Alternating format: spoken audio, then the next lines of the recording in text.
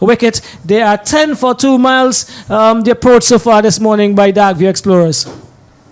Well, they would Ruby and 10 being 2 wickets down.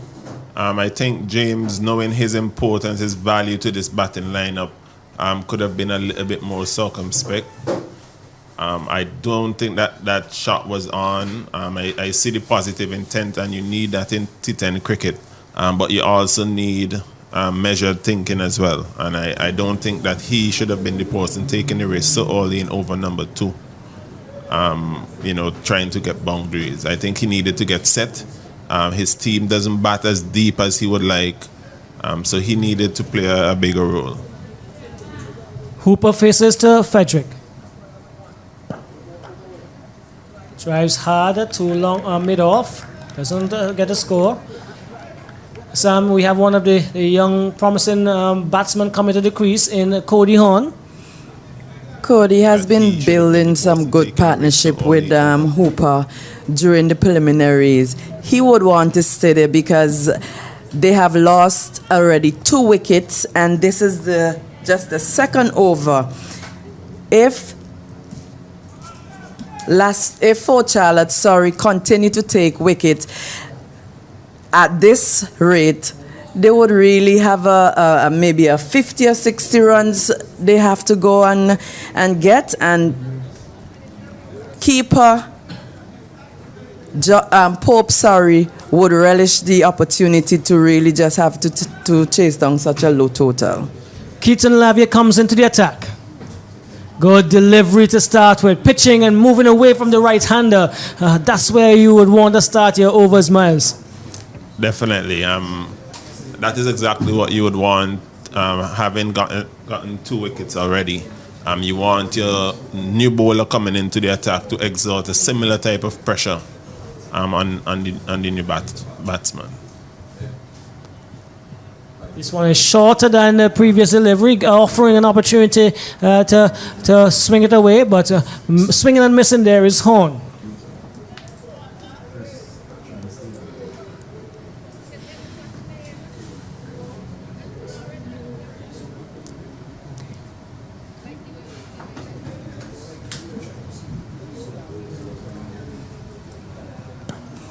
This one he moves a little bit more onto the off stump and neatly tucks that one almost to the mid-wicket boundary. Miles, a shot that you would be familiar with. Yes, very, very good shot. I think the hallmark of that shot would be the fact that he was able to hit the gap using a straight bat, so there was no risk involved. And this is the type of play you need when you just come to the wicket. You want low-risk shots. You want as much value as you can by hitting the gaps when you do time them that well. Total moves on to 14 for 2. 14 for 2 with that wide. As Lavia offers up to Hooper. Overcast morning, but we do and we expect to have a scintillating semi-final Saturday here for you. Pulled, and Schultz and Stogos diving forward and did not get their hands under it. An opportunity go begging, and there we see one more single. 15 for 2. The ball is not coming through as quick as Hooper seemed to be expecting it. That is good because he loves the pace. He can walk well with it. Jordan was much faster and quicker off the surface, so he would want to really pay attention to the slower balls and not get too quick into his shots. Good delivery, really, really good delivery, and I may say equally well played, Miles. If we're talking test cricket, that would be an awesome description for a commentator, especially on the radio. Yes, Horn, I think, realizes that there is a little something in the wicket for the bowler. We did have those showers late yesterday, so probably a little more moisture in the wicket than on the previous days. This one is short. He pulls away down behind square for 4, and he got it past that, well, into the boundary before that. The mid wicket, the deep mid wicket could have gotten around. Horn is on the go. Another boundary. They move on to 19. Yes, and another example of a low risk stroke play. The wicket, as we mentioned, is a little bit slower than on previous days. So that one was banged in, and he had enough time, similar to the one that James played off of Jordan. It seemed to sit up a bit in the pitch, and he was able to get around it and get it behind square and well away from the fielder.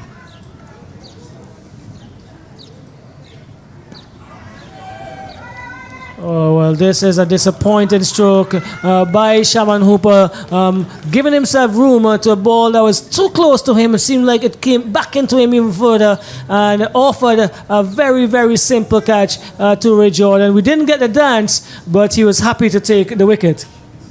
Yes. Again, I think it's an issue of assessment here. The ball seems to be sticking in the wicket, holding up a touch.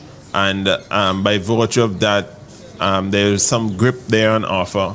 And that one sat up, it spun back a bit, cramped him for space, and didn't have the pace on it that would allow him to play that cross-batted cut shot that he likes so much. Well, it's down to the youngsters, two who have been pretty impressive in the tournament for the Darkview Explorers, in OJ Matthews, who is now coming to the wicket, and Cody Horn, who's been there and doing well up to this point.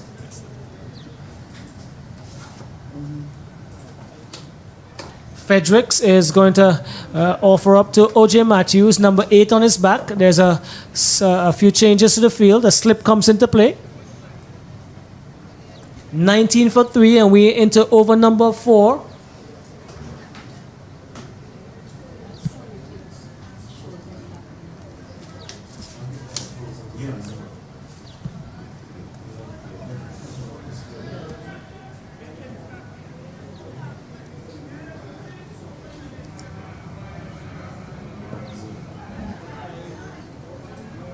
Off the mark quickly is Matthews, moves up now to 20 for 3.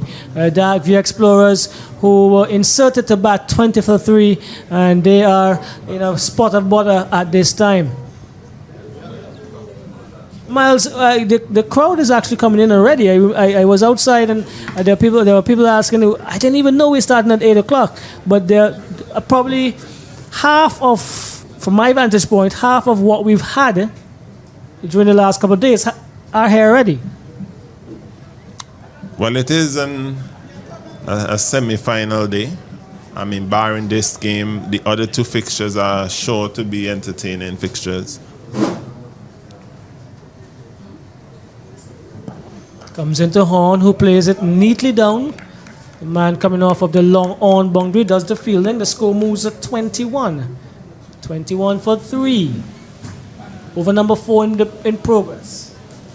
Scintillating semi-final Saturday here at the Honest playing field. Vincy Premier League T10 competition.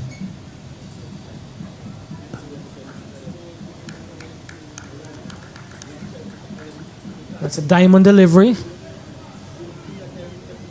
Not being scored off there.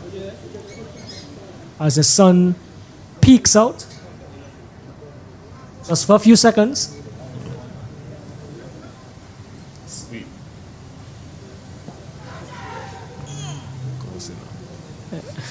That one went airily down to the man who is coming in from the back of square position. A single to Matthews to end over number 4. 22 for 3. Darkview Explorers, they were inserted, and that's where they've gotten to this point. Fort Charlotte continues to tighten the screws on Darkview, not allowing them to explore too much.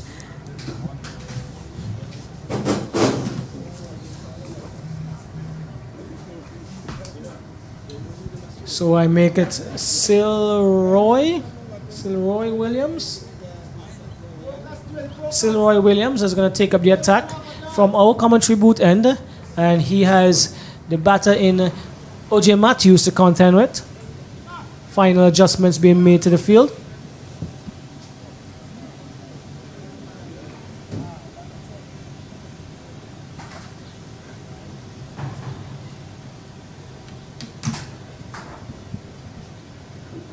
Matthews initially was into the shot a little early, realized that it wasn't on him, and I think he made some pretty good adjustment there, Miles. Yes, he did, and he should have seen that already from the previous batters, that the ball is holding up in the surface a bit, but nonetheless it was a good adjustment and good running. So when he drives to the man at the short extra cover position. 24 for 3. This is over number 5. Let's see if this is gonna cross the boundary line and goes close to the boundary line and goes there now. Let's see what the signal is. It looks as if it runs. Yes, 4 to O.J. Matthews, and the score goes on to 28 for 3. Some exciting matchups to come today.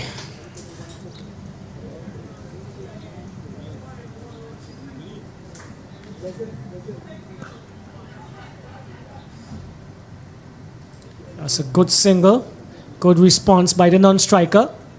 So they move on to 29 for 3. Horn is on 8. Matthews is on 9.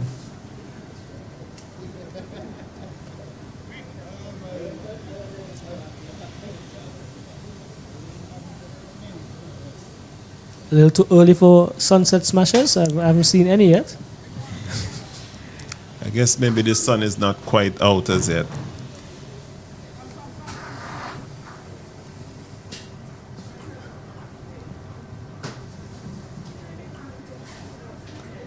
And one takes the outer portion of the bat as he attempts to drive. They're going to get 2.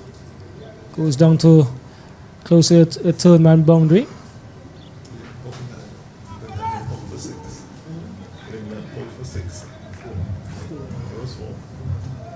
"31 for 3. 31 for 3. That's the Darkview Explorers. This one, he goes into his wicket. There's a opportunity for a run out. Did he get back home? The umpire says no. O.J. Matthews has lost his wicket by the run out route, and continuing to struggle this morning are the Darkview Explorers. Yes, that ball was struck firmly to the fielder, and without really realizing it, OJ just took off and was not able to return. And this is really sad to see the youngster going via that route, because he came in with a positive attitude. He was looking to rotate the strike, but he needed to have been a little more watchful when the ball went to the fielder. Okay, so we have a coming to the crease. Kensley Joseph. He's joining Cody Horn. And they will both need to put a partnership together and possibly bat as far down to the end of these 10 overs as possible to see whether or not they can get to 80 or 90 from this stage. The beauty about this type of game is that one player can make the difference for you, right? One player with a good day, sometimes a little bit of luck, and the Darkview Explorers can come right back into this game. The wicket is not one where it will be very easy to play a wide range of shots.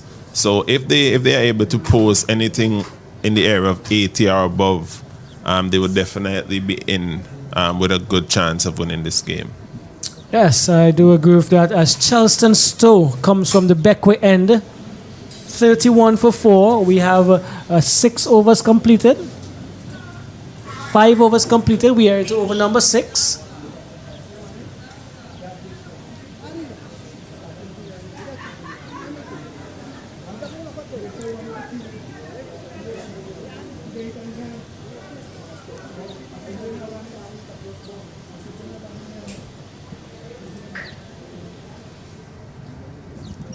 Starts with a wide. 1 to the total, 32 for 4. That's Dark View Explorers, inserted by the Lassafire. That's the 4 Charlotte Strikers who are in the field.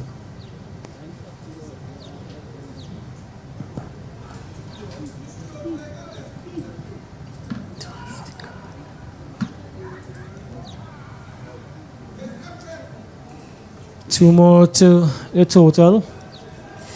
They move up now to 34 for 4.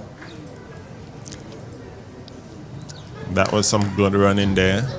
The moisture in the outfield has slowed it down a touch, and as a result, those deliveries that are hit into the outfield provide an opportunity for 2. This one, Kentley Joseph swinging for all his worth, but only managed to bring the ball back from his bat onto his stumps. And the fifth wicket for Dark View Explorers has fallen. There are 34 for 5. Not having a pretty good season at all, T10 competition in Joseph, Sam. Not at all. He would have been very disappointed with that shot. I was about to say before his wickets fell that with 10 runs and over, it can take them to 84 runs, which really is a good total on this pitch. And they should be able to go out and defend it with the likes of Shaman Hooper, who has been doing tremendously well with the ball thus far in the season. So Williams joins Horn, Javid Williams. He will attempt to stop the rot as it relates to the wickets. That they're losing and losing very, very quickly. There's no momentum so far in the innings.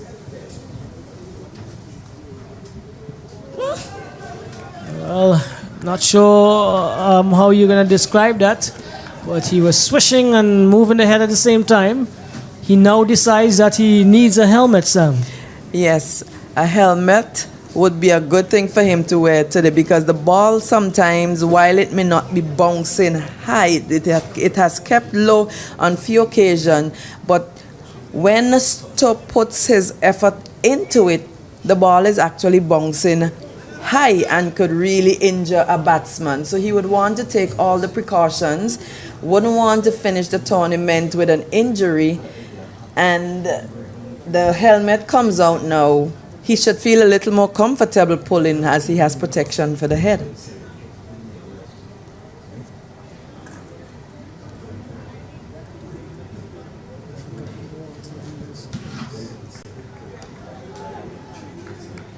So he is making sure that that helmet is on properly. We have seen helmets struck 3 times, one dislodged from the head.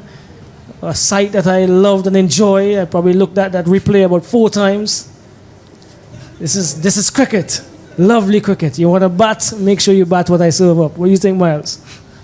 Well, it's part and parcel of the game. The bouncer is a very effective delivery in all formats of the game now. So Javid a little bit more comfortable. Drives that one down to long on. Gets a single. Their total move on to 35. 35. And we are in over number 6. 5 wickets are down.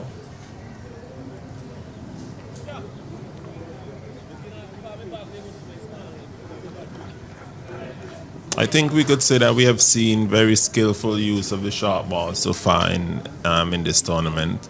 I still think there's room for more of it. I haven't seen any of the variations in terms of...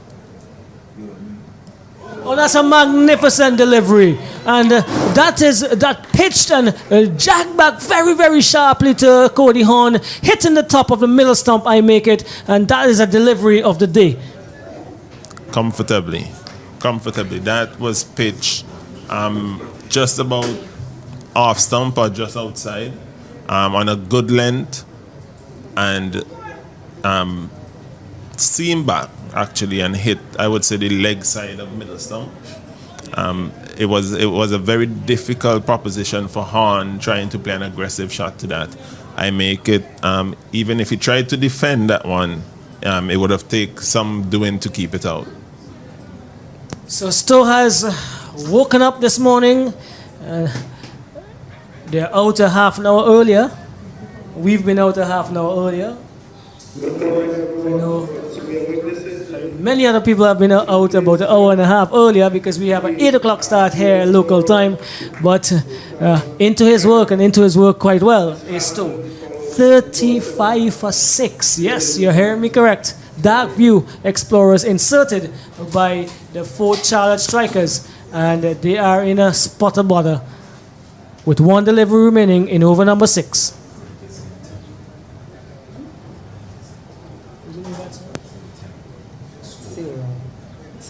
Silroy Williams is going to face up. Silroy Williams is going to face up from Celeron Williams facing up from Stowe. Gets one wide, one addition. Score moves to 36. 36 for 6. Still one delivery remaining in over number 6. And it has been a very disciplined performance from the Fort Charlotte Strikers so far.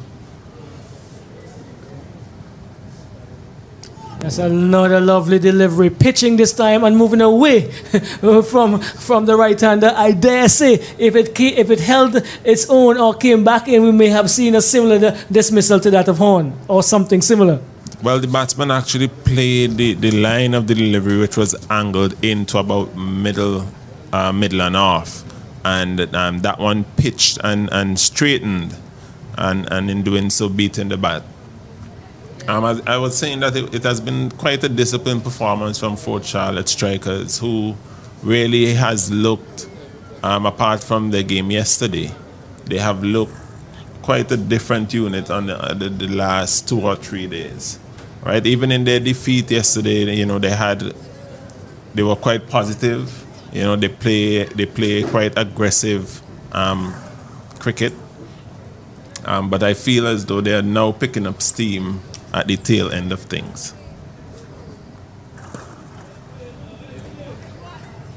Well, you only fight a war when you have an opponent, so they probably didn't have any gunpowder in those cannons earlier in the piece of this tournament. Yes, I think it took them quite a while to get the combinations right, get the right players performing the roles that they needed to be performed. Which is a little disappointing. I don't think that Kotoy has really come to the party as their marquee player. He has bowled a few good overs, but nothing with the bat so far. Ray Jordan to Williams, jacking back in and managed to get something on that. Score moves on to 38. 38 for 6. Pair of Williams facing Ray Jordan here for Dark View Explorers. We are into over number 7.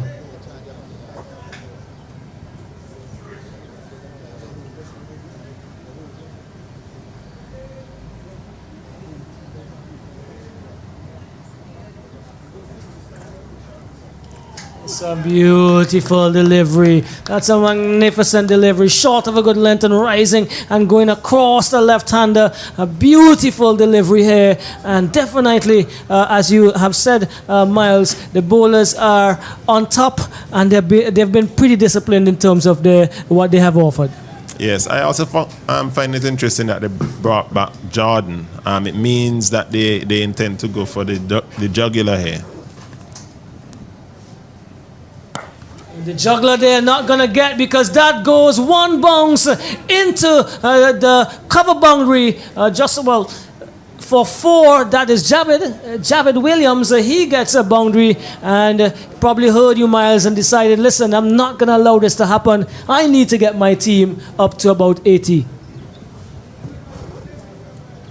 Yes, they need to maintain that positive intent, the Dark View Explorers.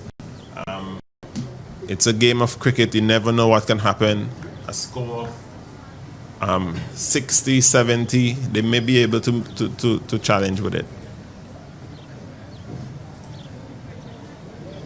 So wide down the leg side, and the aggressive intent has disrupted Jordan a little bit. Let's see if he's going to come back strong with this delivery. Still has that broad smile on his face, and when he adds the jig to that smile, it's a sight for sore eyes.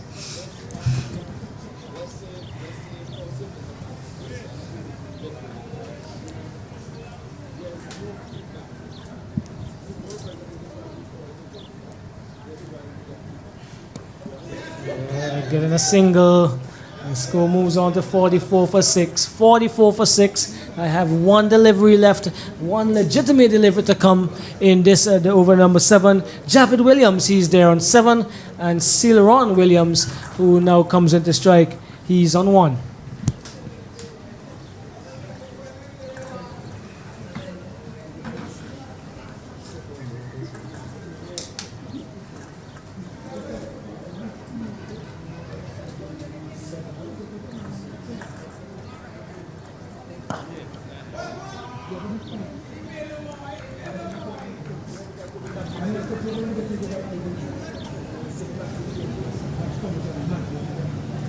That's the end of over number 7. 44 for 6. 44 for 6. And it looks as if Charleston Stowe is going to continue his battle. He's going to be bowling from the Beckwith end, his second over.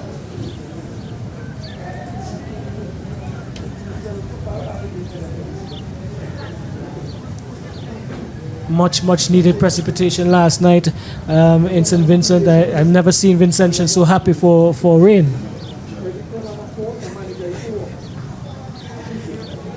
I usually speak to Miles in the afternoon. I didn't get him yesterday, so I take it that he was somewhere under covers, somewhere home in his bed with the weather so nice for cuddling. That was a really, I'll say, challenging return there for Stowe as Walters picked up and fired. Miles, I remember you firing from the boundary line flat and strong. That is something similar to your type of return in your younger days. Yes, quite younger days. These days they have quite a lot more loop to get to the stump. Stowe comes into Williams. Over number 8 in progress. Williams looking as if he was in two minds. But ended up being beaten outside the off stump. Another diamond delivery by Stowe, and Stowe is still shaking his hands after that return from Walters.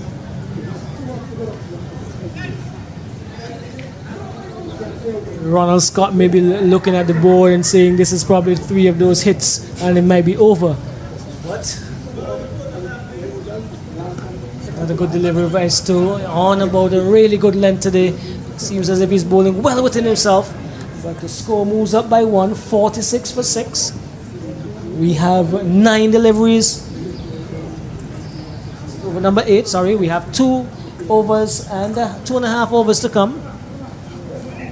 With the performance, that the Fort Charlotte Strikers has put in thus far, they would feel quite disappointed with their returns from this competition.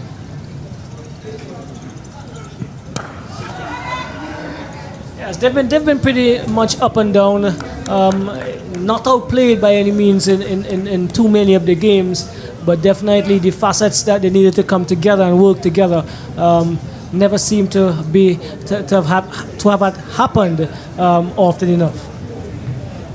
Yes, and they definitely have a quality unit on paper, as they say. Williams is going to get this. Oh no, great job by Jordan to take the pace off of that one. It would have definitely ran into the boundary for 4, but Jordan this morning actually leading by example. I saw him downstairs getting his gear back and stuff. He was really happy. I guess this is what's happening on a day where we have a millionaire in St. Vincent and the Grenadines. Someone won the lotto. Yes. I'm hoping that that person is part and parcel of my family, immediate family. If I recall, I think the winning ticket was bought in Sandy Bay. So I don't know if you have indigenous relatives, Mr. John. Well, I have family who work in Sandy Bay, so you never know. They probably were up there and bought the ticket on the journey up that side. You know what I mean? At the end of over number 8, it is 49 for 6.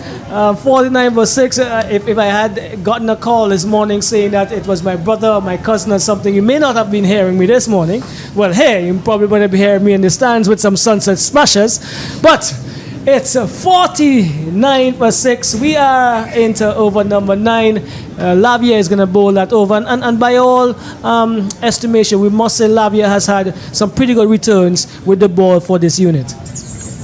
Yes, he has been fairly consistent. I only recall one game where he went for a few inside the power play. But outside of that, he has been fairly consistent. This one is going to be called a wide as Javed Harry launched into a jumping cut. They missed because of the whiff. One more to the total. 50 is up. 50 is on the board. Another 20 from here could be interesting.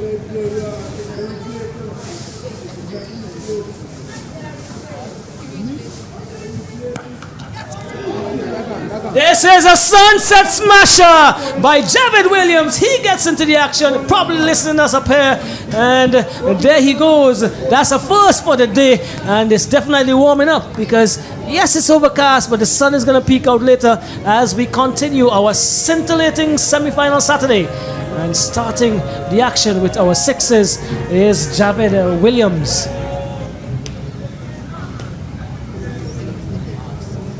Goes again. This one was a little slower and a little flatter. Didn't get onto it. Probably was through the shot before it actually got to him. We need to let the batters know though that the smooth signboard that's across there, if you hit it on a 4, you and your partner get 1 smoothie, and if you hit it with a sunset smasher, you get 2 smoothies each. So something else for the offering here for the batters.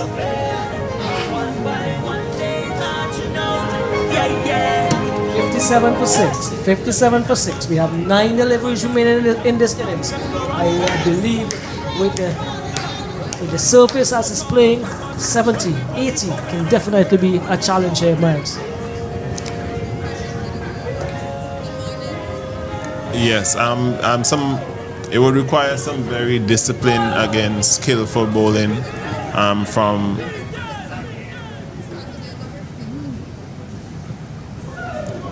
short rising and another diamond delivery. That's the one for the over. Go ahead, Miles. Yes, it would require some skillful and disciplined bowling from the Dartview Explorers, but it's certainly not impossible.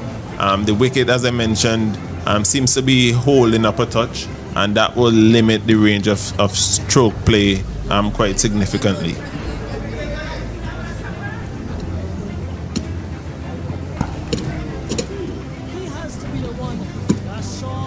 One more to the total there. We move to 58. 58 for 6. Lavia, who now has ball in hand in this competition, has taken 8 wickets, best of 2 for 10, an average of 13, and an economy rate of 8.21. Takes that off the pads really nicely.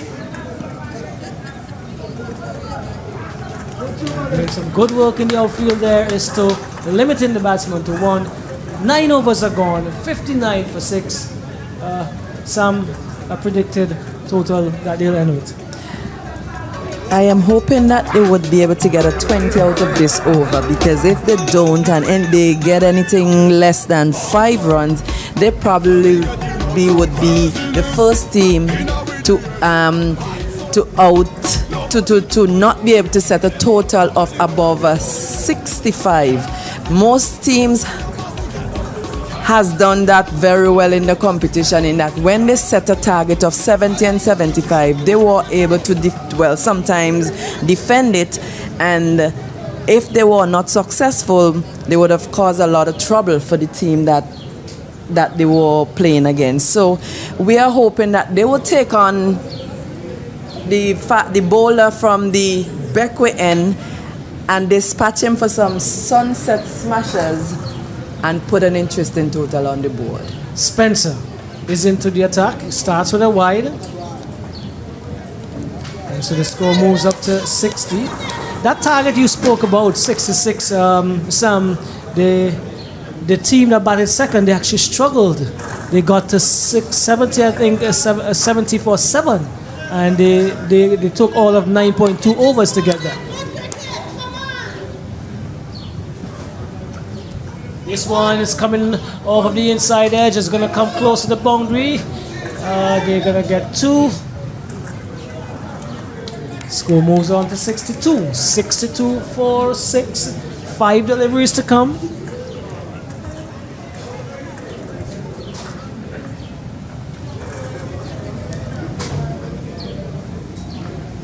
Stow to Jared Williams. He has been the top scorer so far. This one is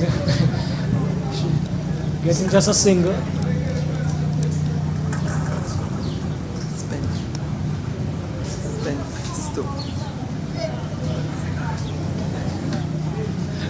Spencer has delivered 2 of his 6 legitimate deliveries.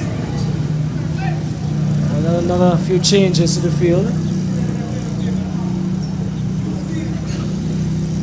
Yeah, still Ron Williams to contend with at this stage.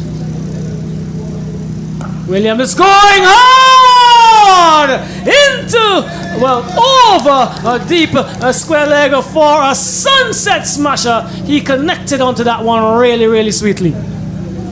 Yes, very well played. He waited on it, waited for it to get into the slot and deposited it far over square leg. Sam, you got 1, you may get 2. 3 remaining. This one is going to be caught. A wicket to Spencer. Again, not timing as it came through a little slower, got onto him, and he did not get enough power or elevation on that one. And there goes the 7th wicket. 69 for 7. The Dark View Explorers being asked to bat. Yes, and this is what I was talking about in terms of some smart and disciplined bowling. And when you have a wicket that doesn't come on very well to the bat, it is always better to use the wicket, as they would say.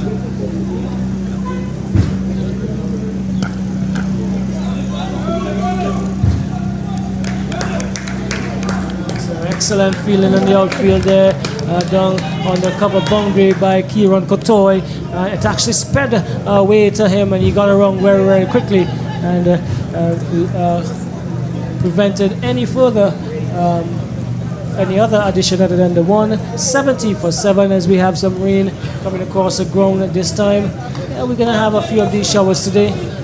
Not much, hopefully not large, heavy showers that would disrupt the game.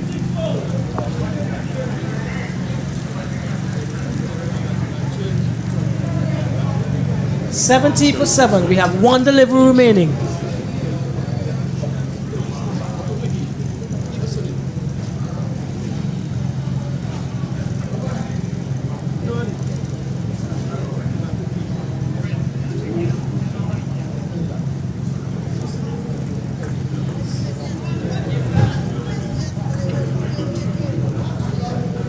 Maxwell Edwards has 1 delivery to face. He's getting some advice now from Javid Williams. He's probably saying whether or not you play this, wherever you play it, we're going to get a run. Or we're going to look to get a run, or as many as we possibly can. Maxwell would be looking for maximum though. And maximum he went for, but he missed. and did not complete the run, Javid Williams. And so the Dark View Explorers, they have ended on 74-8, 74-8. Still possibly a fight in total. We'll have to see when we come back how they go. That's T10 cricket we're talking about. T10 cricket, the Vincy Premier League, our flavor, our vibe, brought to you by the St. Vincent and the Grenadines Cricket Association Inc. in conjunction with our special partners, Dream 11, Sportsmax, Populous Global Solutions, Digicel, Fancode, and our friends from ITFX SVG. We take a short break.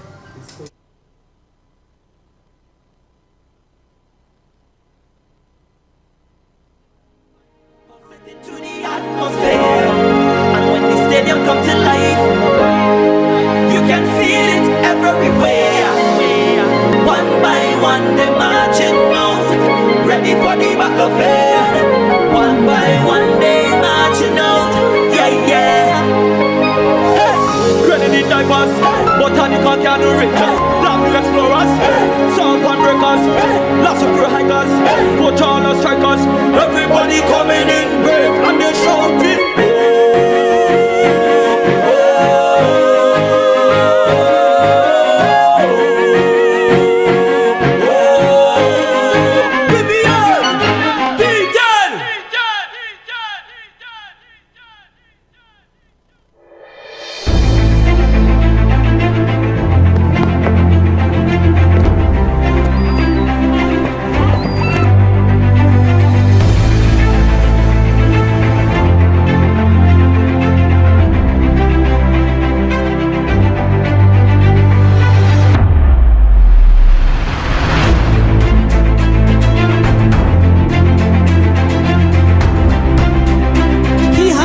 One short and whipped. Is it going all the way? Yes!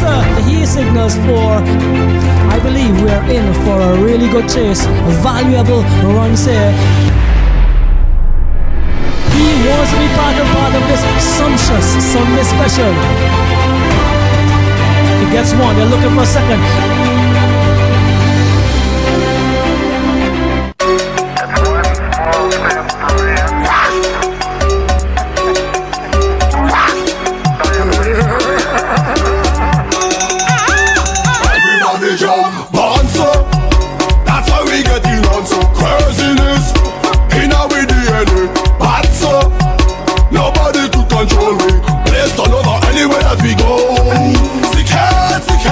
Yes, I am a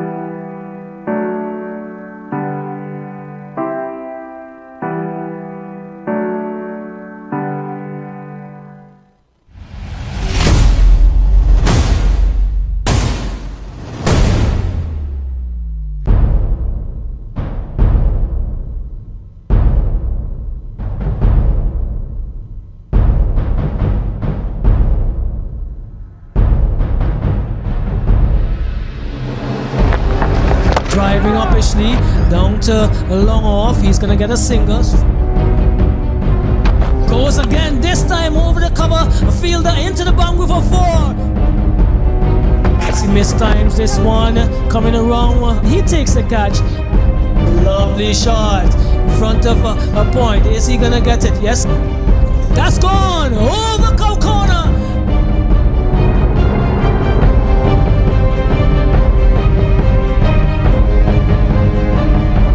A good shot. Is it going? Yes, it's gone all the way.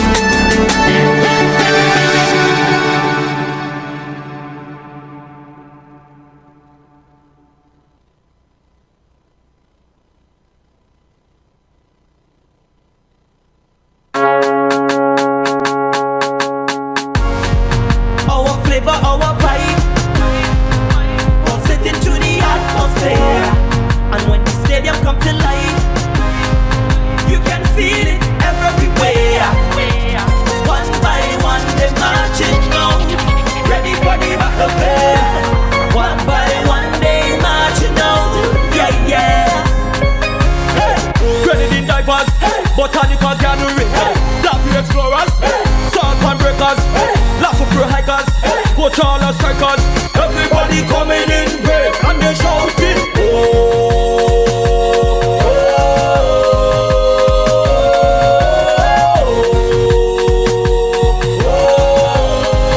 VPL T10.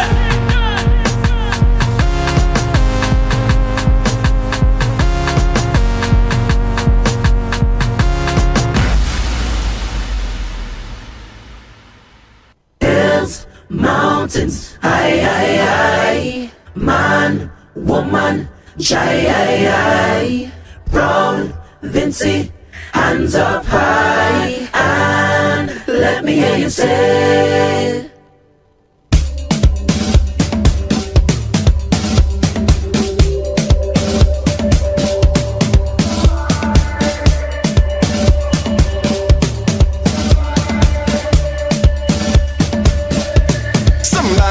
take me home, home.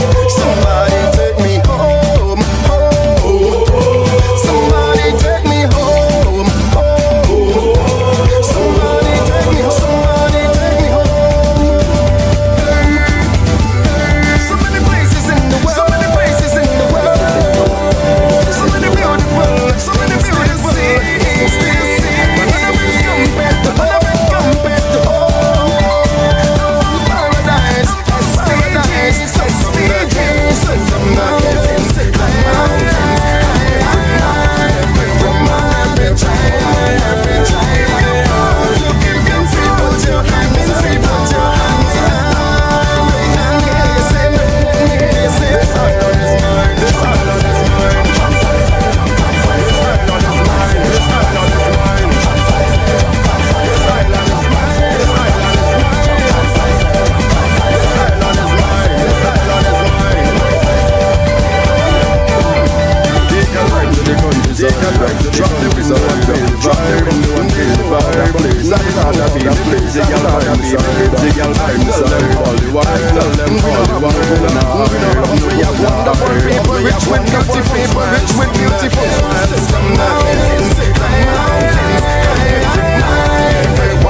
Every child. If you're proud to be Vincy, put your hands up high and let me hear you say, this island is mine. Jump and say, jump and say, jump and say. This island is mine. Jump and say, jump and say, jump and say. This island is mine. Jump and say, jump and say, jump and say. This island is mine. Wave and say, wave and say.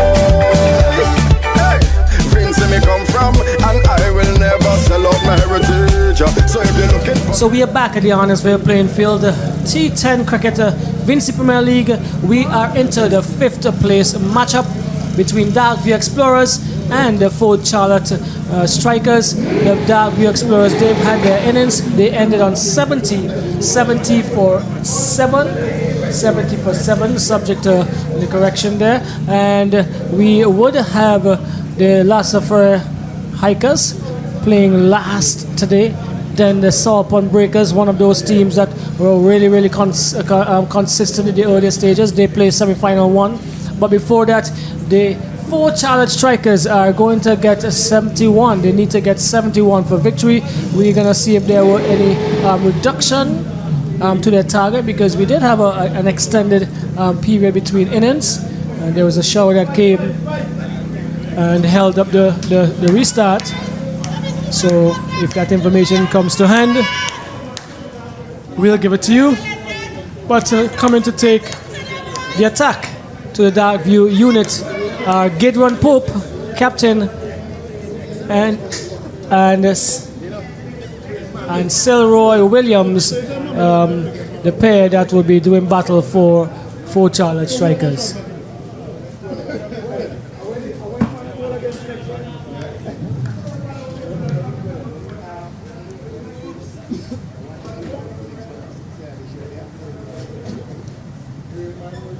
Ball in hand. It looks like Shaman Hooper coming from the backway end. As they get their troops sorted in terms of their fielding positions, the Darkview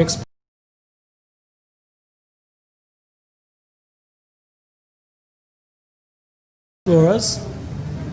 Yes, Hooper would want to exploit the conditions here of the wicket.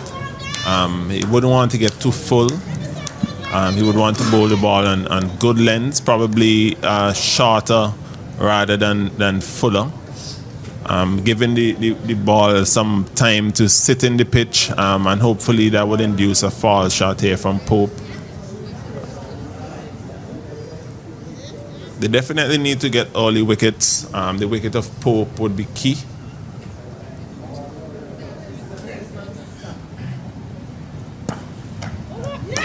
Short and wide, and Lyndon James had to stretch the extent of his body and to make sure that that one did not get past him.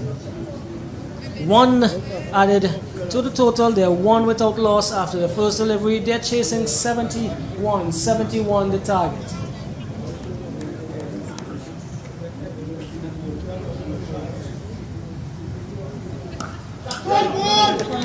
This one is smacked away. Over point for a 4. That's a seal. Roy Williams on the attack from get-go. They've moved to 5. And for Charlotte strikers, they definitely look like there's some gunpowder in.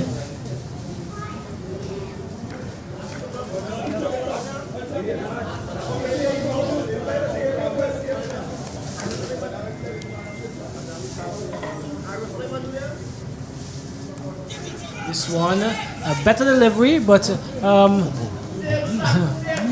playing it quite comfortably, and in the end is Williams. He moves to 5, 6 without loss.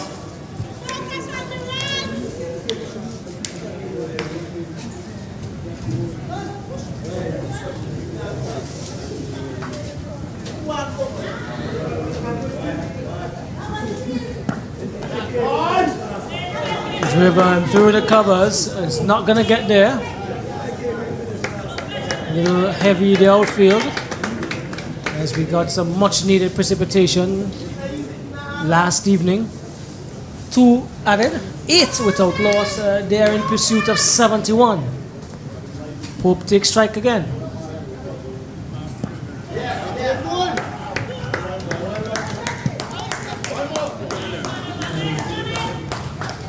Miles Hooper has been at the receiving end of some ordinary returns, 2 difficult ones in this over, returns from the outfield. Yes, they definitely need to clean that up. They would want a very disciplined start.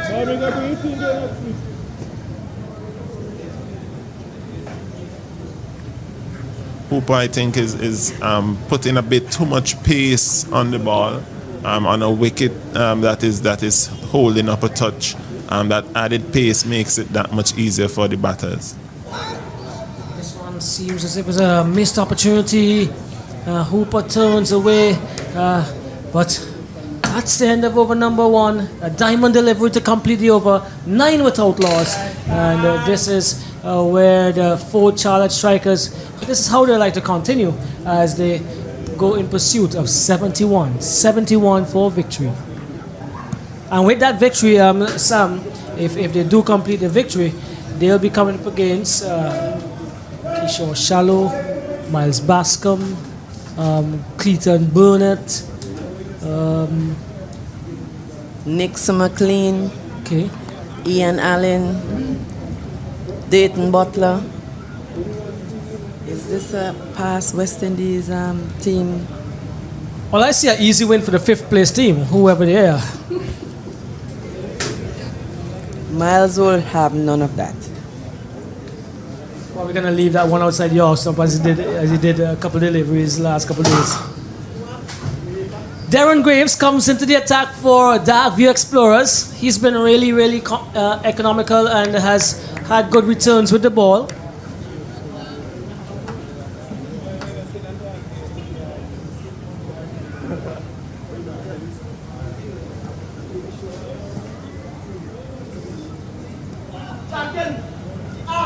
Strange shot there by Pope.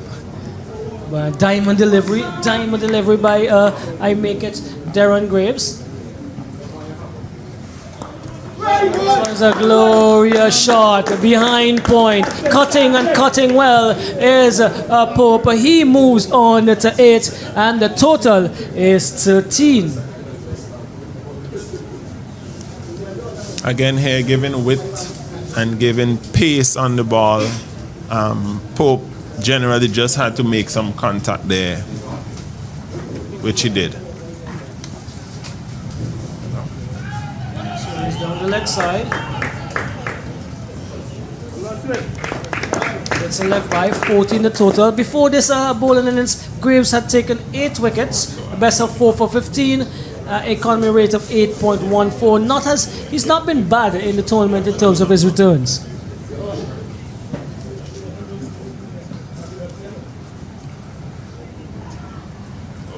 That's a good delivery, taking the outside edge, and getting away there was Williams. Graves probably finding that spot that he needs to be bowling at this stage.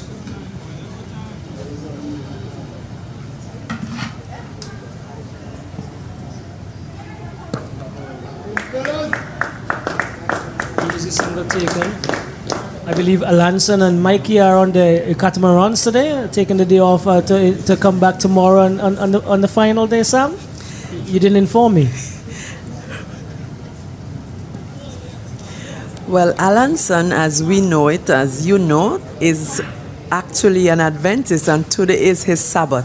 So he would be in church at this time giving praises to the Almighty God, Roxelle, which you may sometimes need to find yourself doing. I'm sure he is praying for us. The weather, the rain has held up a bit. So let's just hope that Alanson continues to pray and Mikey gets some needed rest for us in the finals tomorrow. So you're saying I can't have my church on the catamaran? That's what you're saying? No, not at all. Church is where your heart is. So if you are on the catamaran and your heart is with God, that's all well with him. Thank you very much. 16 without loss. This is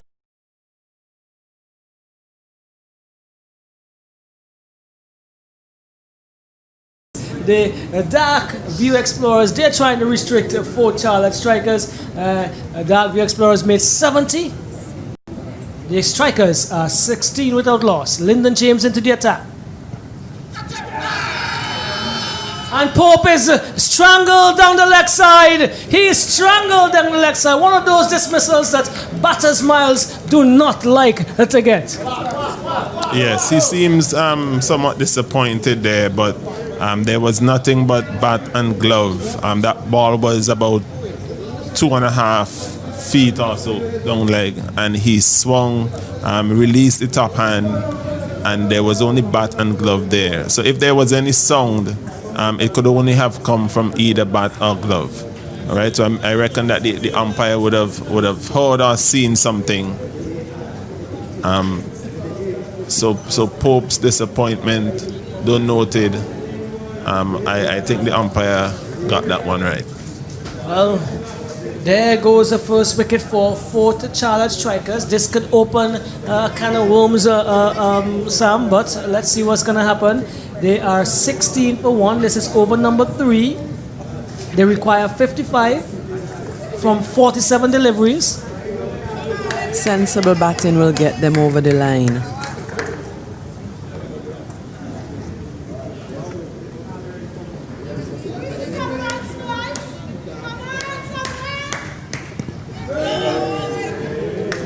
Lyndon James is getting into the action here. He was visibly disappointed at the toss, not his bubbly self, but you know when he gets onto the field, that all that's going to change, because definitely he always wants to win.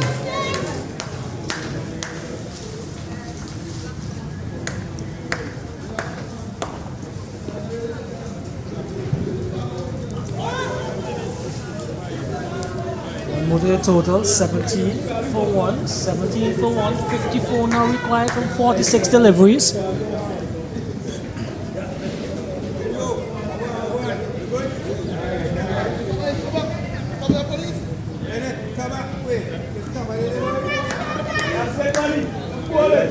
Not a wide.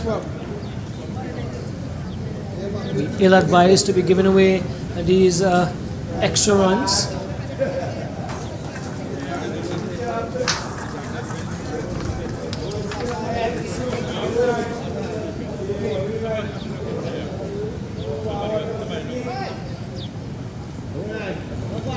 That's a better delivery. Diamond delivery. So invaluable, these deliveries in this format of the game.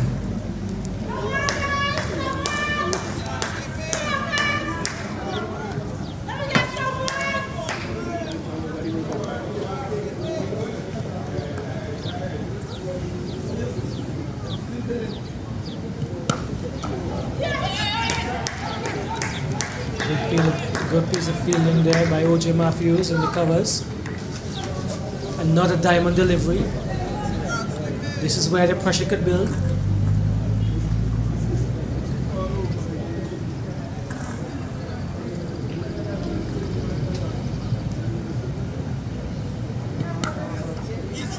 quiet tension in the ground, in the commentary booth end, as we are expecting something to happen.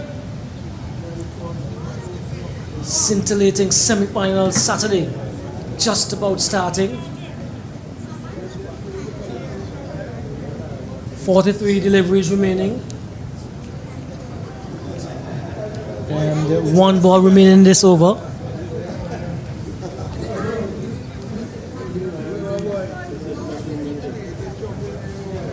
.52 required from 43 for Charlotte Strikers.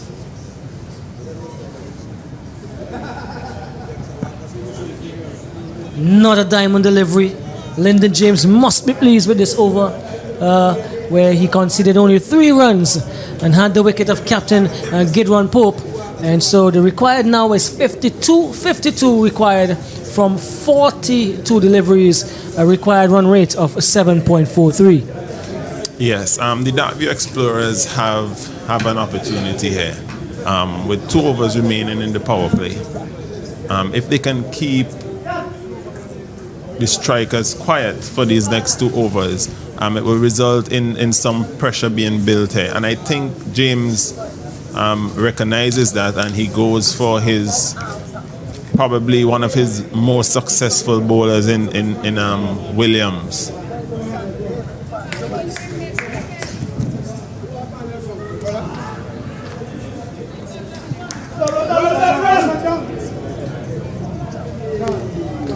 Oh, that's 5 wides to start off with Williams, Ceylon Williams, and he will need to pull this back very, very quickly, as the 4 Charlotte Strikers, they've moved on to 24 for 1, and they're into the first delivery now of 4.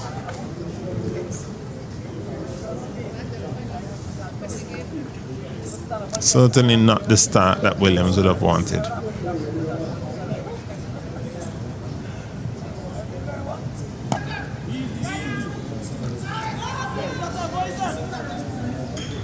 And as Miles alluded to, Williams 10 wickets, 3 for 11, his best figures in the tournament thus far, with an average of 12.1 and a pretty good economy rate at 8.07. Diamond delivery there, stumps were dislodged, return from Graves. This one is a cornery straight drive. We haven't had a few of those in a bit, but this was slapped back past the bowler all along the ground by Lavia. Bowl something better than that is what he's saying. And 4 more. 28 for 1. Connery straight drive. Could not have gotten straighter than that, Roxelle.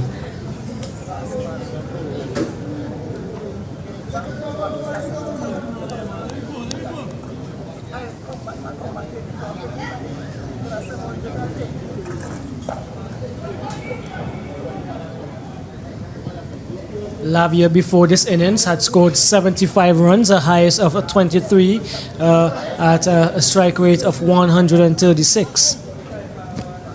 1 more to the total, 29 for 1. They now require. Well, let's bring this one. Seal Roy is going to face up from Seal Run, the twin, against each other. Wide down the leg side is being called as the sun peeps out, and you see the beauty of the venue when we have the sun even more. That view could ill afford these runs right here, and what needs to happen behind the stump is that even if the ball would have been bowled wide, the keeper needs to do a much better job in cleaning up. Another diamond delivery by Williams. This is a Seal Ron Williams. He is bowling to his brother, yes, a twin brother, Seal Roy Williams.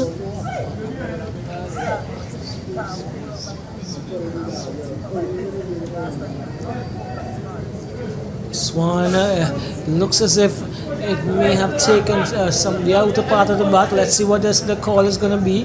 There's 2, okay, there are 2 leg buys.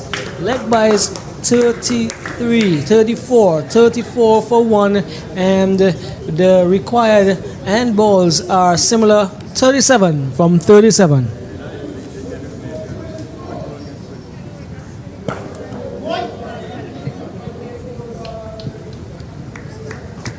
So over number 4, the power play ends with the score on 35 for 1, 6 overs remaining, and the 4 Charlotte Strikers, they are required to score at 6 runs and over. 36 Sam required from 36 deliveries.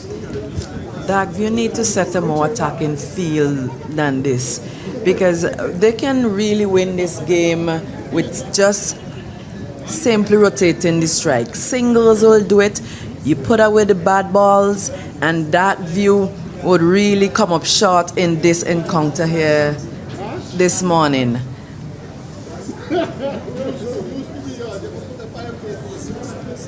Leroy Williams, he has had 6 innings at bat in this tournament before this game. 73 runs, his total highest of 35 at a strike rate of 114. Darren Graves comes back for his second over.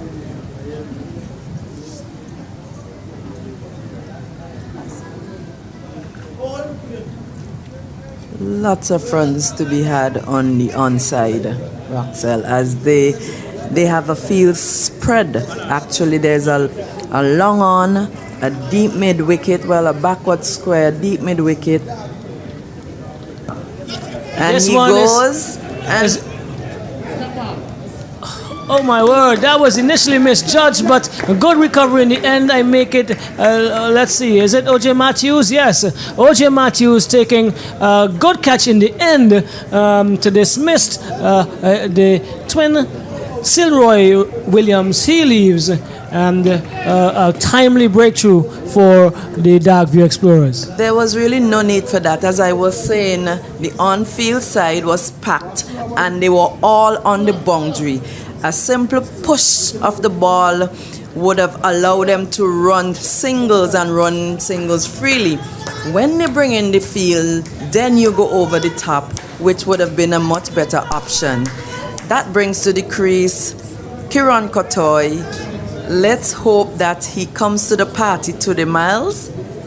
Well, I think this situation is tailor-made for him. What the strikers require now is a level-headed approach. Someone who would basically take the runs with as little risk as possible. Take those singles that are available, as you mentioned, with good running. And Kotoy is certainly one with the ability to do just that. Darren Graves picks up another wicket. He's going to come to Lavia.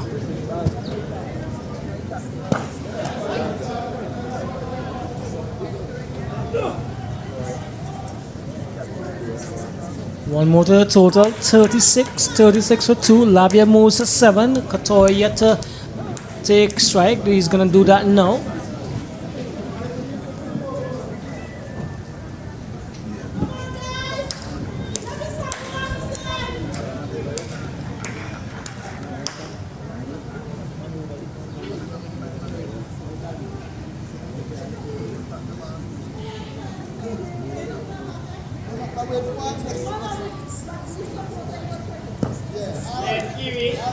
Diamond delivery to Kiran Kotoy. Graves will need to probably getting a few more of these to put a little bit more pressure on the 4 Charlotte Strikers.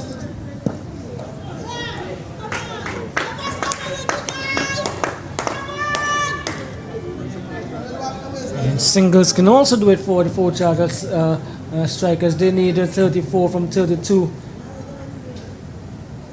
as one more is added to the total.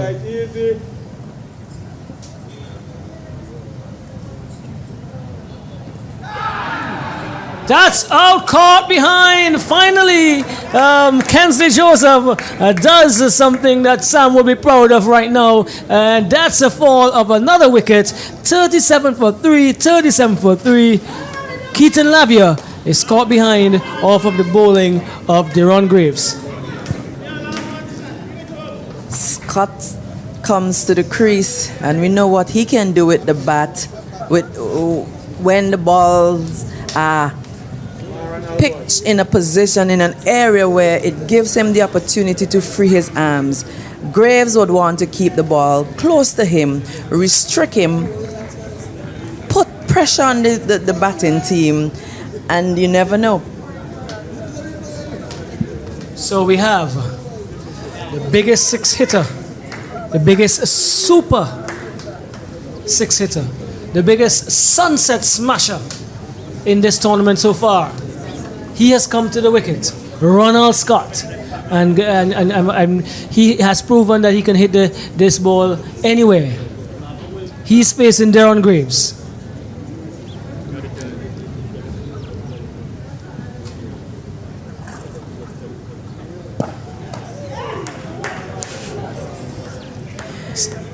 Straight away, he goes for the big shot. He would argue that that was just a warm-up, a little stretch of the shoulders. Yes, and the score at the end of over number 5, 38 for 3, 38 for 3. 33 runs now required from 30 deliveries, 33 from 30 deliveries. And we would also have another special, the Jad Cash player of the Vincy Premier League. Who is the Jad Cash player? I'll let you know in a bit. Let it soak in. The Jad Cash player of VPL 2020. Well, I'm actually not supposed to say 2020 because edition 2.2 may be soon. Sam? Yes. I think plans are already on its way, on their way to host another of these competition. I am afraid to bowl at Miles with this one, however, because he seemed to be leaving alone quite a few of my balls. But I would continue to keep pegging away stump. What are you bowling? Off break or leg breaks? Lennox John once described my bowling as trotters. Oh my word. Well, you wouldn't want to be bowling trotters to the batsman on strike, Ronald Scott, because he has proven he can hit them hard and really, really strong. He faces up to Shamon Hooper.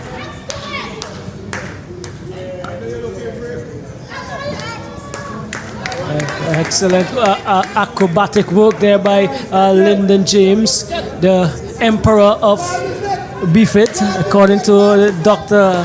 Honorable Ralph Gonsalves yesterday. And he's in some trouble here. Yes!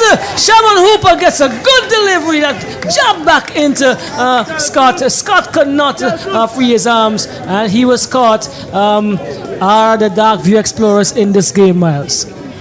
Yes, well, you can tell that Hooper here has done his homework on Scott.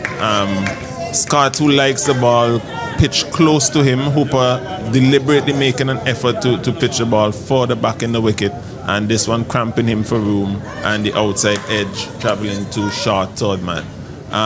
But the strikers are laden with players who prefer to hit over the rope, and what is required here, as I said before, is some sensible, measured batting.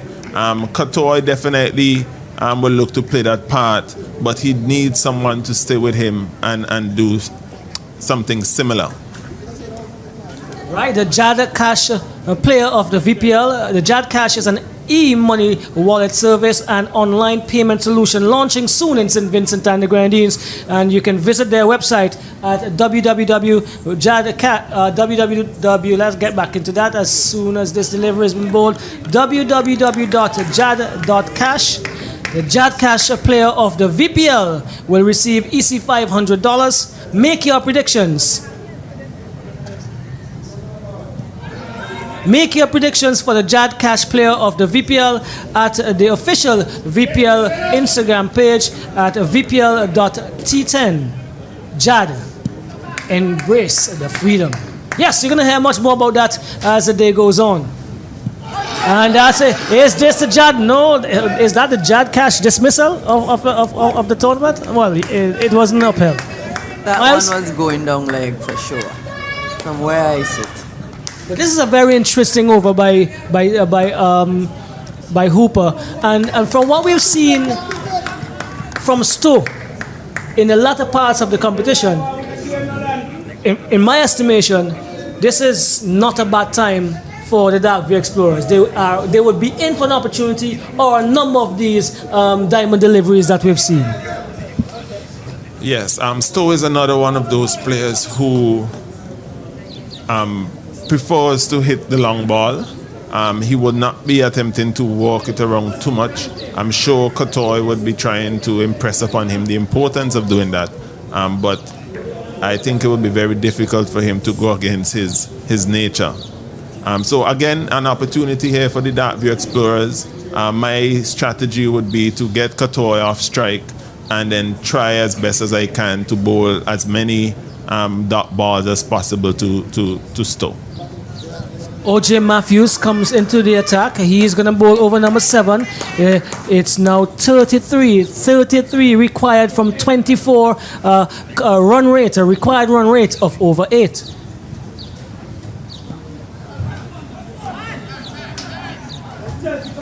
Roxel, I know you are missing Darius Martin at this time, because a Darius Martin on this wicket in the Dark View lineup would definitely pose some problems for the batsman. Well, I was missing him since yesterday. I was looking forward to the rematch with Mr. Ambrose.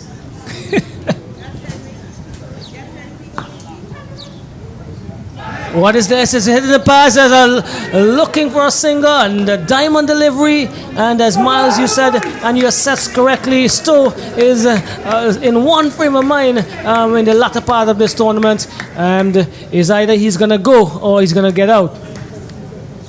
And not a diamond delivery. OJ Matthews, the tightening things up here. 32 required from 21 deliveries.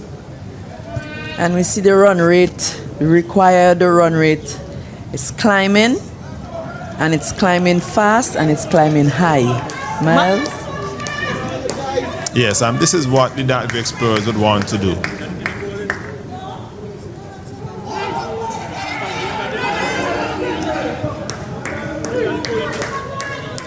Once they're able to string together some dot balls, the run rate will automatically rise. The pressure will be felt by the batsman, and for the lesser experienced players, you can get them to make untimely mistakes. Well, the animation in dugouts, the animation in the crowd has started to rise. That's a lovely stroke by Kieran Kotoy. One bounce straight back behind OJ Matthews. Listen, young man, I'm an experienced campaigner. I play for the Volcanoes, and this is how you should bat in situations like these, says Kieran Kotoy. Yeah, very experienced campaigner, very capable batsman. He would have scored his first class century in the 40th season against the Barbados Pride, whose bowling attack, is quite formidable. So he would definitely be feeling good about his batting and his capacity to take this game home for the strikers. But as I said, the Explorers definitely have a chance here if they can bowl as many dot balls as possible to Stowe. If they can keep him on strike long enough, then they would force Kotoy to attempt what he just did there, to get a boundary to make up for those dot balls faced by Stowe. Stowe again. He's facing Cedron Williams. Cedron Williams into his second over. And he begins with a dot ball, a diamond delivery. And the pressure continues to build. 27 required of 17 deliveries. Drop catch by Thomas. I make it. And actually it hit him. Seems like it got off that edge and struck him on just above the collar area or on the shoulder area. He was rubbing it, but it looks like he's a strong man and still rubbing it a bit. This is part and parcel of the game. Yes.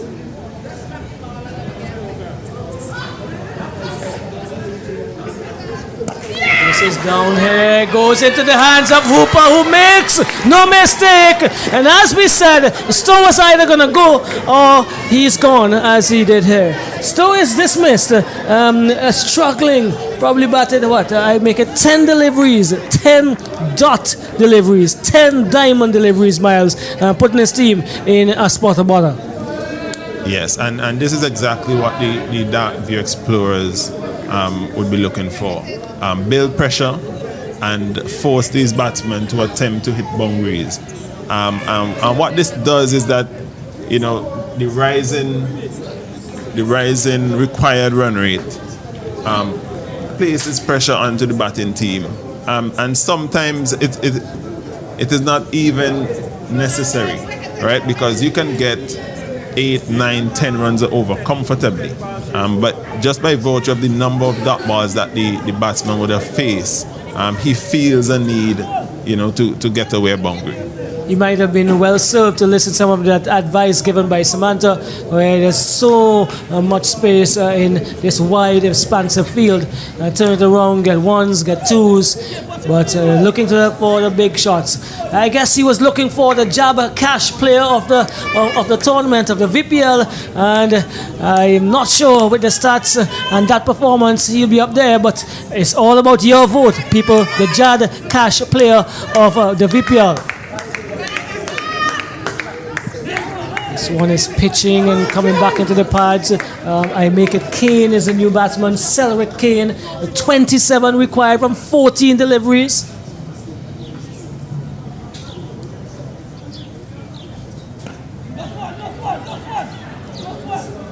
First delivery scored off of I think, during this over. And there's one ball left in over number 8. 26. Yes. Required from 13 deliveries. So what does Kotoy do here? Does he look for a single or does he try to get the boundary?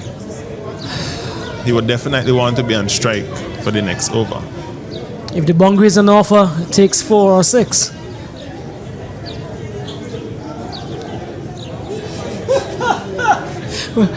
Someone is saying that he should take 5. Well, let's see. Definitely going to get 1. And they're looking for 2. Kotoy is looking for the runs. And the more you get, the less you have to get later on. Possibly his idea. Yes, he definitely has to take as many as he could get. The Dark View Explorers would not be too disappointed with this result. It gives them an opportunity to bowl to the lesser experienced Kane, who is, I think, in his second game of the tournament, second or third game. So definitely he doesn't have a lot behind him. So they would definitely prefer to be bowling to him than to be bowling to Kotoy. I expect that they would use some short feelers inside the circle to limit that single as much as possible and possibly force Kane into playing a more expansive shot. We have OJ Matthews. He is given the responsibility of bowling the penultimate over. 24 needed from 12 deliveries, 12 runs and over. 47 for 5. Kotoy is there on 8. He's faced 5 deliveries. Kane 1 off of 2 deliveries.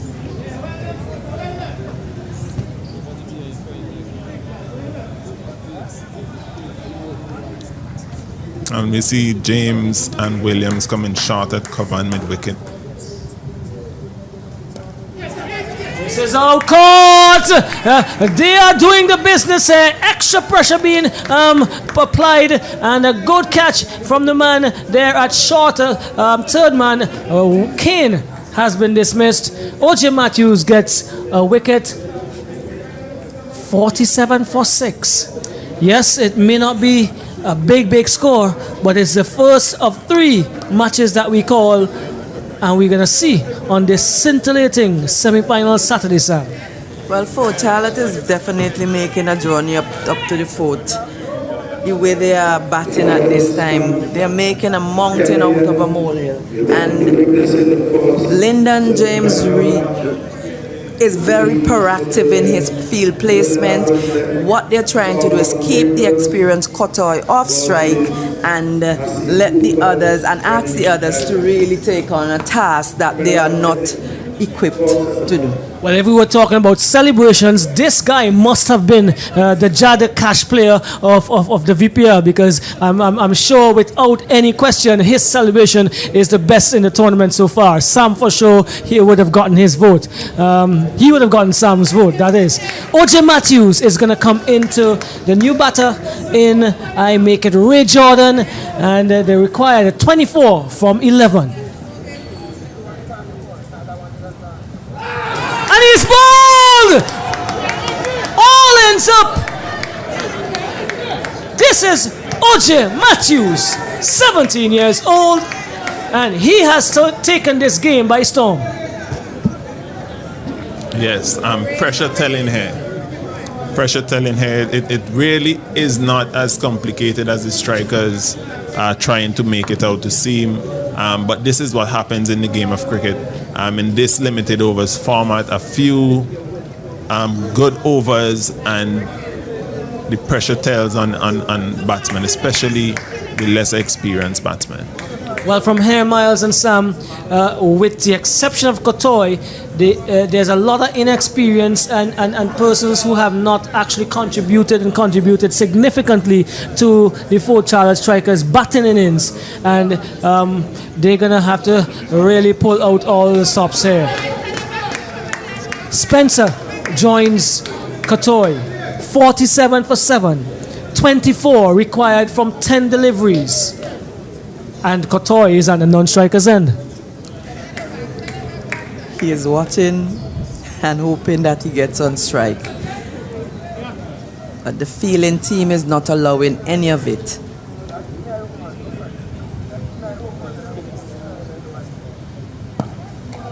Good delivery there by OJ Matthews. And he is showing what quality we have, even as under 19 players, still probably two years to play for that unit. This is high, hard, down. Oh, he made an effort. I think he misjudged it, and it went for a sunset smasher. Spencer is saying, I'm going to help my team. He has come to the party. 57 for 3, 18 now required from 8 deliveries.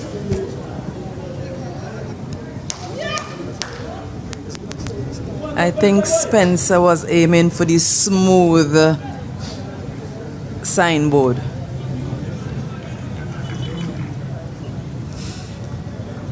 Spencer, no! It's going into the double-decker, and it goes into the first tier, and Spencer has smacked a sunset smasher.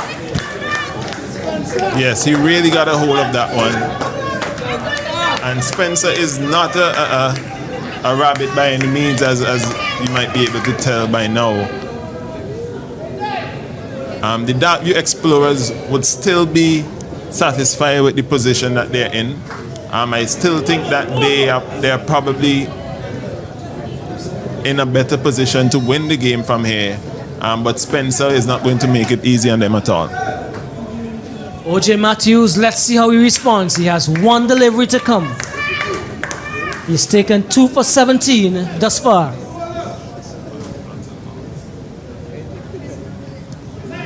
That's a good finish by him. They now require 12 in the last over, the 4 Charlotte Strikers.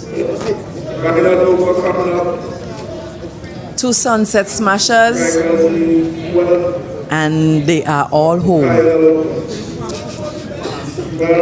It would be interesting to see Kotoy's approach here. 12 runs, 6 balls, 2 runs a ball essentially. But he has stood at one end and seen many of his partners return to the dugout. So the question would be, does he take it all on himself, or does he allow Spencer to chip in? Well, we'll soon see as Captain Lyndon James. He has a ball in hand. They require 6. Well, they have 6 deliveries to get 12. That is 6 deliveries to get 12. 11. We'll see what we were hoping to see yesterday, a super over. Lyndon would definitely want to get Kotoy off strike. Never mind, Spencer would have smacked those two sixes in the last over. I think he would much prefer to bowl to Spencer than Kotoy. Totally agree. Delivery 1 of over number 10. This is in the air. Hooper is under it. The safe hands of Hooper takes Kotoy. The game probably goes with Kotoy dismissal, but we still have 5 deliveries. They now need a 12 from 5. 59 for 8 miles. We told the people we're going to have a scintillating semi-final Saturday. It may be low scoring as we start, but it's heating up. Yes, low score but exciting nonetheless. A leading edge there from Kotoy, who was just trying probably to get the ball into that vacant area between long on and the deep mid wicket. Had he timed it well, he may have gotten 4. He would have at least gotten 2. But the leading edge resulted in a fairly simple catch for the player for Hooper at long on, who bucketed it quite comfortably.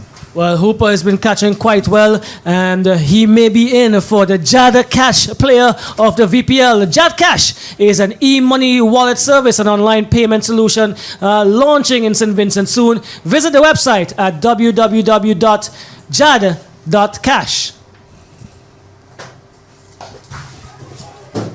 That's an excellent strike that went for a sunset smasher. Spencer is definitely pushing here to get his team over the line. They need one more sunset smasher off of 4 deliveries.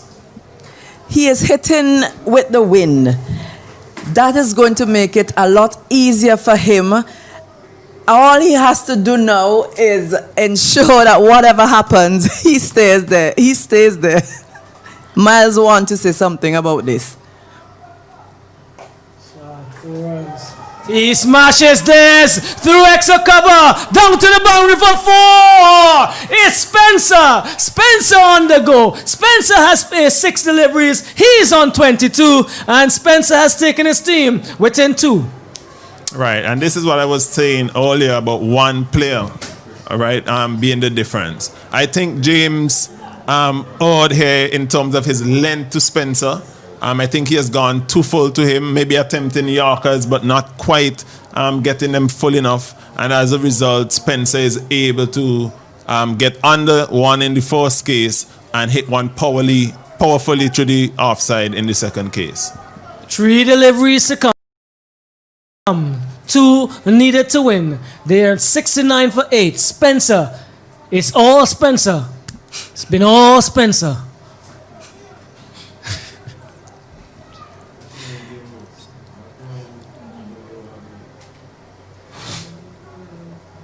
Well, we saw drama yesterday where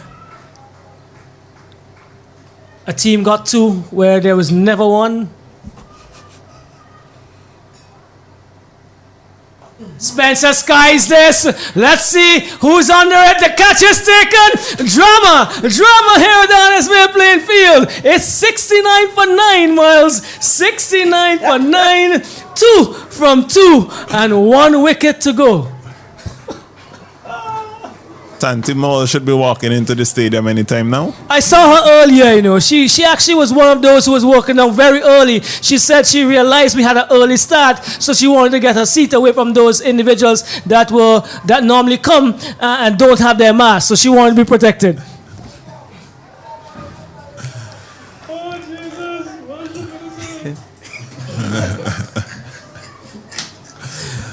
Jad, let's remind you, we have a prize for the Jad Cash player of the VPL.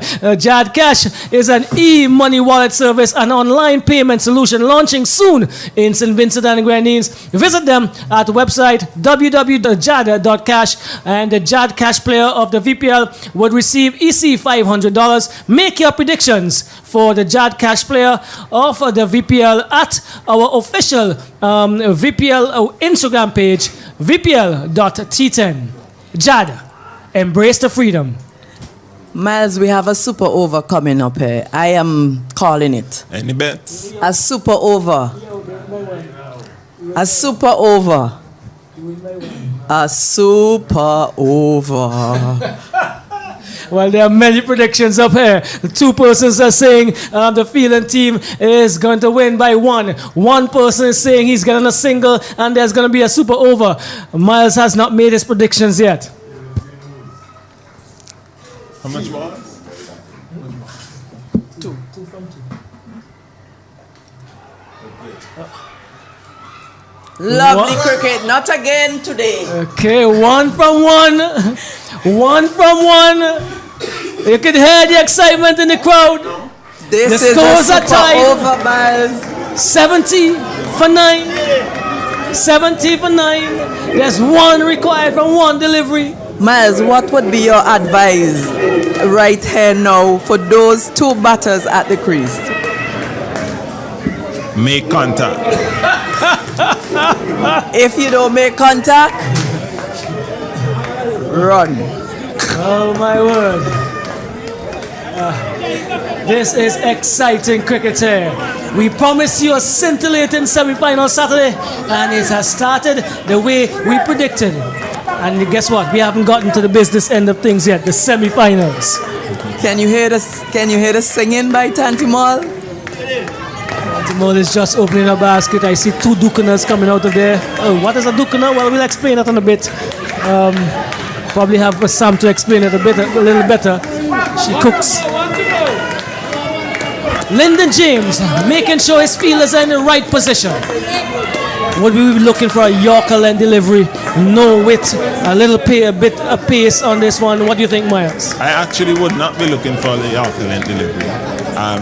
It's too easy to make contact with. I want a dot ball, a ball that goes straight through to the keeper. Well, good length outside off. Let's see. He makes contact and he's gonna win. He wins it. Rashid Frederick wins it, hitting it through a wideish, make it mid-wicket position. He gets a single. Well, did they complete 2? They completed 1 at the end of this game. An exciting 1-wicket victory for 4 challenge strikers over the Darkview Explorers. And this is testament to the determination and the desire that these teams have in terms of winning a game here. None of these teams wanted to end 6, and I don't think any of them ended 6. I think the team that lost ended 5th and a half. Well, this game certainly has set the stage for the semi-final that is coming up. And Miles, how do you feel about today so far? What started out looking like a very one-sided encounter turned out to be probably the most exciting encounter of the tournament so far. And that is a good start to the day, with 2 semi-finals to come. I still think that James should have looked for that ball outside of the off stump. New batsman, a straight ball, it's easy to get some batter or some pad on it.